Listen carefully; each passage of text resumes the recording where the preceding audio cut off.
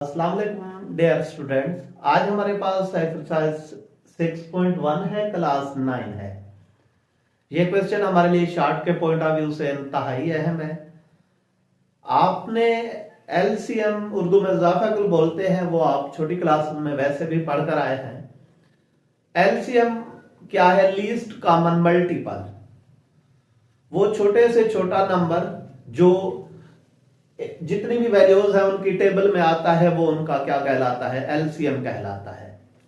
अगर मैं आम डिजिट की बात करूं, 2 और 4 का एलसीएम 4 आएगा, क्योंकि 2 की टेबल में भी 4 आता है और 4 की टेबल में भी 4 आता है। लेकिन 8 भी तो 2 की टेबल में आता है, 4 की टेबल में भी आता है, तो 8 भी तो बन सकता है इसी तरीके से, 12 भी बन सकता है इस तरीके से, 16 भी। लेकिन एलसीएम के नाम से इजारा लीस्ट कॉमन मल्टीपल, सबसे छोटा मल्टीपल जो उनकी टेबल में आता है वो मल्टीपल कंसिडर किया जाता है। इसी तरीके से इधर भी हमारे पास है, लेकिन इसमें हमारे पास ये होता है, अगर एचसीएफ हमें याद हो तो उसमें हम क्या करते थे, इन वैल्यूज में जो कॉमन होते थे फैक्टर वो हम लिखते थे, जस्ट जो नॉन कॉमन होते थे वो हम नहीं लिखते थे। लेकिन एलसीएम में हम क्या करेंगे, जो कॉमन है उनको एक बार लिखेंगे, जो कॉमन नहीं होते उनको भी हम लिखते हैं। उन सब का जो प्रोडक्ट फिर बनता है नॉन कॉमन और कॉमन का, वो एलसीएम बन जाता है। लेकिन इधर अगर 3 वैल्यूज जैसे इस क्वेश्चन में है, 3 वैल्यूज हमारे पास है, तो 2 में भी अगर कॉमन आ रहा है तो वो कॉमन ही कंसीडर होगा। लेकिन एचसीएफ में ऐसे नहीं होता। एचसीएफ में जितनी वैल्यूज है सब में अगर होगा तो वो कॉमन कंसीडर होगा। इसमें कुछ मैंने खुद से करके दिया है टाइम बचाने के लिए। ये हमारे पास वैल्यू है 39x की पावर 7 y की पावर 3 z। इधर हमारे पास x की पावर 5 y की पावर 6 z की पावर 7 है। डिजिट तो इसकी फैक्टराइजेशन जैसे ये है, कुछ की इधर लिख कर दी है, कुछ की वहां पर क्या है मौजूद है, जबानी करके दी है। 39 3 मल्टीप्लाई बाई 13 होता है। अब x की पावर 7 इधर है, इधर x की पावर 5 है। इन दो वैल्यूज हैं, दो में जो छोटी पावर है उसमें हम इसको चेंज करके लिखते हैं। क्या लिखेंगे? 7 को x की पावर 5 x की पावर 2, y की पावर इधर 3 है, इधर 6 है, ये y की पावर 3 वैसे का वैसा और z आ जाएगा। इधर 91 की फैक्टराइजेशन हमने की है, तो हमारे पास क्या आई है? 7 मल्टीप्लाई बाई 13। अब x की पावर 5 वैसा ही, लेकिन y की पावर इधर 6 है, ऊपर क्या थी? y की पावर 3 थी, तो इसको हम y की 3 या y की 3 जस्ट y की 3 करके लिख देते हैं, और z की 7 को z की पावर 6 करके लिख दिया। इस तरह हम क्यों करते हैं इसमें आपको नजर आ रहा है, ताकि हम जो कॉमन लेना चाहते हैं वो हमारे पास आसानी से हो सके। अब हमारे पास एलसीएम जब हम करते हैं, पहले तो ले लेते हैं कॉमन। इसमें अगर देखें 3 और 7 दोनों में नहीं है, लेकिन 13 मौजूद है। उसके साथ अगर ऐसे ले तो 13 के साथ क्या है? x की 5 इधर भी है, इधर भी है कॉमन, y की 3 और z ये हमारे पास है उसमें कॉमन। क्लियर है? अब इसी वजह से अब आपको पता लग गया होगा x की पावर 7 को हमने x की पावर 5 और 2 क्यों करके लिखा, ताकि कॉमन हम आसानी से निकाल सके।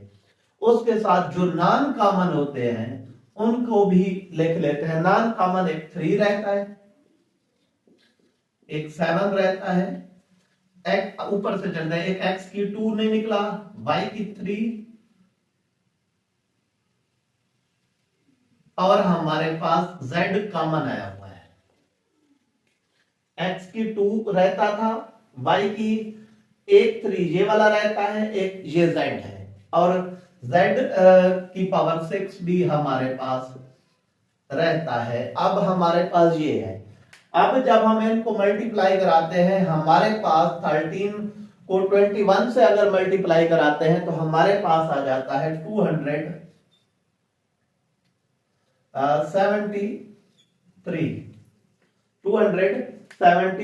अब ये x की पावर 5 है, ये x की पावर 2 है, इसको इकट्ठा करके लिखते हैं x की पावर 5, x की पावर 2, y की पावर 3, y की पावर 3, z की पावर 6। अब ये हमारे पास आ जाता है 273, x की पावर 7, y की पावर 6, z की पावर 7 हमारे पास आ जाता है। तो हमारे पास ये जो है ये एलसीएम हो गया पार्ट नंबर 1 का। इसी तरीके से दूसरे पार्ट की तरफ चलते हैं। दूसरे पार्ट में 102 की फैक्टराइजेशन मैंने की हुई है। 102 की फैक्टराइजेशन हमारे पास क्या है, लिखी हुई है 2317। 2317 x की पावर इधर x है, x की 2 है, छोटी पावर में चेंज करके x y, इसमें है ही एक x y z। इधर अगर लिखते हैं 5 multiply by 17 x y z। इधर अगर आ जाए हमारे पास 11 multiply by 17 x y z करके लिख लिया। अब हमने डिजिट की फैक्टराइजेशन ऑलरेडी की हुई है। इस तरीके से n में जो छोटी पावर है उस सूरत में हमने करके लिखा x की, y की, z की। अब एलसीएम लेते हुए हम क्या करते हैं, n में अगर देखें डिजिट पहले 17 ऐसा है जो तीनों में मौजूद है। एक तो आ जाएगा हमारे पास 17, उसके साथ अगर मैं x को देखूं हमारे पास एक x जो है वो तीनों में मौजूद है, एक x, एक y, एक z, ये तीनों में मौजूद है। x इधर भी है, इधर भी है, इधर भी है, y एक इधर भी है, इधर भी है, इधर भी, z एक इधर भी है, इधर भी। ये हमारे पास कॉमन जो उसमें थे। अब हमारे पास नॉन कॉमन लिखते हैं। नॉन कॉमन में एक रहता है 2 5 11 और x y z, ये हमारे पास बच जाते हैं। x y और z हमारे पास बच गए। अब हमारे पास ये कॉमन थे, ये नॉन कॉमन है। अब 17 को 2 से, 2 को फिर 5 से और 11 से मल्टीप्लाई करते हैं तो हमारे पास जो आंसर आ जाता है वो है 5610।